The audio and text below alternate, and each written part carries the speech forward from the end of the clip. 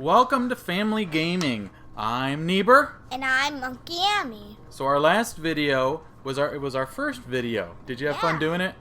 Yeah. It was fun doing it, and there were some audio issues which we're trying to fix in this one. So we're trying to make sure all the levels are good. Last time we talked about how to have fun playing Destiny, right? Yeah. And in the past week, have you had much fun playing Destiny? No. You switched to another game for a little bit? Yeah, Battlefront. So you're playing Star Wars Battlefront, but you're having fun with it, right? Yeah. So it doesn't matter what game you're playing as long as you're having fun. So today I want to talk about when you're not having fun, when you're disappointed. So do you know what disappointed means? Yeah. Like what? Sort of sad, angry, something in between that. Okay, so first I want to make sure that we're not talking about getting mad at the game. Some people call that being salty. What? Yeah, being salty. So we're not talking about that. That isn't a disappointment issue. That's a mindset issue. There's a really good video on mindset, which maybe I'll try and link if I can find it again.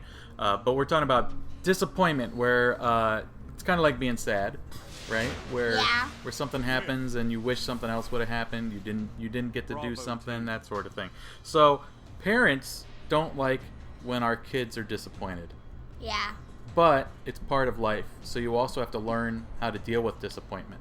So we're going to talk about dealing with disappointment, and especially for some of the parents to know maybe when to leave it alone and when to step in. So I asked you before if you'd ever felt disappointed, and you couldn't think of a time, could you? Yes, I could. What was it?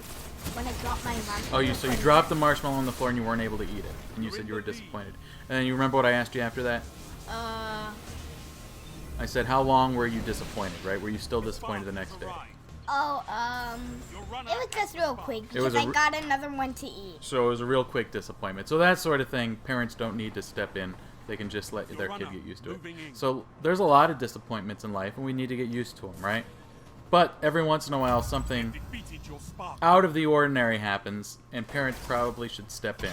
So I asked you last night if you remembered kindergarten Halloween, and you said you didn't really remember what happened.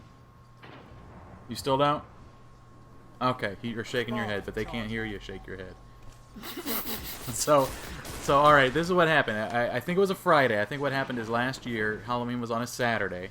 So in school, they did the celebration on a Friday. And you were wearing your normal school uniform. And I dropped you off, and the second we walked in the door, because it was kindergarten, so I still walked you in the building. The second we walked in the door, you saw everybody, all the kids, all the teachers, and everybody dressed up in their Halloween costume. Yeah. And you weren't wearing yours. You were wearing your school uniform. Yeah. And I looked at you, and your bottom jaw, your bottom lip started doing this. And they can't see that either. But you were starting to cry. That was disappointment, right? You were disappointed that you forgot your costume. Now, I could have taught you a lesson and said, you know what, when you forget and you don't make a note to wear your costume to school, then that's what happens. You just got to deal with it. That was the first thought. But I remember that I still got to wear it, so you may have dropped it off. Exactly. So my first thought was, too bad, suck it up, that's life. But then about a half a second later, I said, okay, I'll go home and get your costume and I'll be right back. Wait, how long are we doing this video anyways? It's going so far. I know, we're going to do it till we're done. So that was a situation where I thought it was appropriate for me to step in and intervene. That was the word I used yesterday. So also on our blogspot, gamestogether.blogspot.com, I've got some of the same info, but with sources. So my citations, if you're into citations, are on the blog. So we'll link to that as well. But one of the articles I found is when to intervene, and one of them is if it's going to cause humiliation, not just embarrassment, but humiliation. Very bad embarrassment. So I went home and I got your costume.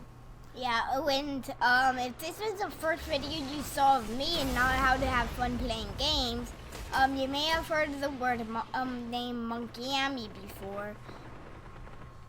That's you. Yeah. Right, we just said that at the beginning of the video. Yeah. Okay. All right. So some other stuff I want to talk about. If you do intervene, because either it's going to cause humiliation or your kid's in danger, or even in danger. Sometimes a disappointment can lead to danger if a child's being bullied, for instance. They might be disappointed somebody's not their friend, which is normal and shouldn't intervene, but if it's bullying, we should. And just basically, if it's an extraordinary event, so something that doesn't happen on a daily or weekly basis, if you're intervening once or twice a year, that's probably not qualifying as helicopter parenting, which I'm definitely trying to avoid. Helicopter? So, helicopter parenting, that's when parents do everything for their kids and their kids don't get to experience life. That's a big no. Yeah, you're looking at the waveform. All right. So when parents do intervene, what should they do? So I'm taking this from another article that I'm linking to in my blog. So the first idea is just, first of all, to empathize. So when I saw your bottom lip doing that, where you were about to cry, I felt bad too. What? Yeah. So as a parent, don't dismiss their feelings. Acknowledge them. You don't need to realize that it makes sense. Just acknowledge it. You don't have to realize there's a reason for it, but just acknowledge it. So it might not be important to you, but to them it is. Next one is to provide perspective. As adults, we can always provide perspective. So did you even notice I'm whispering? Okay, you can't even. I heard you. I thought you were going to whisper something else. So providing perspective is one of the things we can do is point out that it might feel like a major disappointment, but they'll get over it. So that might work for the second, third, fourth time a kid's been disappointed. But the very first time they ever get disappointed might be a hard one because you can't point to a previous time. Like when you dropped your marshmallow, the next time you drop your marshmallow, I might say, hey, remember it wasn't that big a deal. And you'll say, oh, you're right, and then everything will be okay. So it's not the end of the world. And then lastly is be a voice of reason. So Whoa, wait, go ahead. One second. Does anybody know why cats have pupils like slits? If you do, Leave a then- comment. Yeah. All right, so we were talking about pupils, yeah, and we were looking at our cat, and our cat has slit pupils. So we're not sure why. So if you know that, if you're a felinologist, then leave a comment and explain to us why cats have slits. So the last thing is to be a voice of reason. Explain life is unfair sometimes. Sometimes we don't get stuff based on merit, based on what we deserve, and sometimes luck, whether it's good or bad, can play a part in that. And then also part of that is to focus on what your child can do to keep it from happening again. So in your case, with your Halloween outfit, maybe it would be to make sure you write stuff down on the calendar. Most importantly, though, is to let them know, parents let your kids know that they're loved and they're safe in your house. And I think that goes a long way towards helping with disappointment. So we talked about a time when you were disappointed, even though you don't even remember it anymore. I'm going to tell you a story about me when I was disappointed. And it has to do with Pop-Pop, too. Okay, you're shrugging your shoulders. So, you ever heard of Pinewood Derby? No. It's where you make a little wooden car, and the car goes down a ramp, and the first car to get to the bottom of the ramp wins. So you make the car yourself. What you get is a block of wood, and you get some nails and tires, and you got to do everything. So Pop-Pop and I made my Pinewood Derby car, and you make it heavy, so it'll go faster, because gravity will pull it more. So we put the weights on the bottom of the car, and we didn't realize that there's a little guide track that makes the car go straight, and the weights scraped against it. So my car, when they said go, my car didn't go anywhere. So I was disappointed. My car didn't go anywhere. We spent a lot of time on it. It looked really nice. I thought it was going to go fast. It didn't go anywhere. So I was disappointed. Now I remember it wasn't a very big deal to me, the disappointment. But then after that initial disappointment, then other kids started pointing at it and laughing and making fun of me.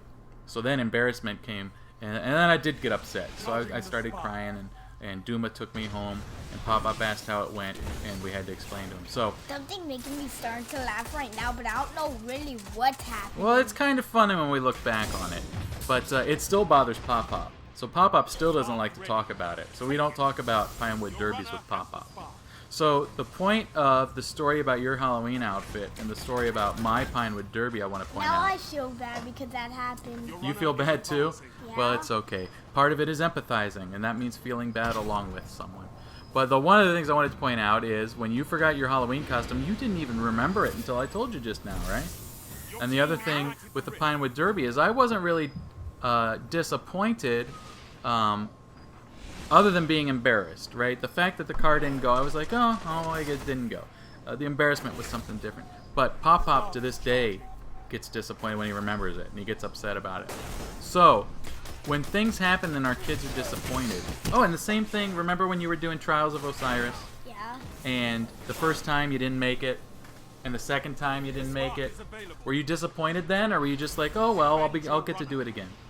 You're almost there. It didn't seem like you were disappointed. The very first time I said Monkey Amy, that's it. We can't do it anymore. You got to do your homework. And you said okay. And I don't know if you know, but the other guys that were going with you, they were really disappointed. I was following their stream afterwards, and they were really upset they couldn't get you to the lighthouse. So the point I'm trying to make is that parents, adults, when their kids are disappointed, it's often the parents and the adults that remember it and are disappointed, and the kids usually forget about it and they just go on.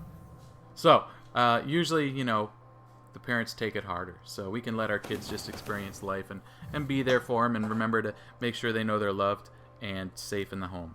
Anything else you want to talk about? How do you actually can say the talking first and then do the video next? I'll show you, because you're going to learn how to do that, because I want you to do all the video editing so you can learn a trade skill and start getting a job in the next year or two. And when you're 8 years old, you need to start making money. Whoa. Okay? How am I supposed to do that? You can make money playing video games. You can be an MLG, buddy. Oh yeah. Monkey Amy, MLG. All right. So my job was to make videos? It can be.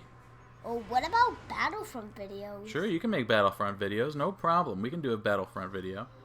But next up, we're going to talk about your horrible hammers. Yeah. So next time we'll talk about the horrible hammers. Anyways, this has gone kind of long, so we're going to wrap it up. What's our tagline? You remember? Have fun and make friends. Bye-bye.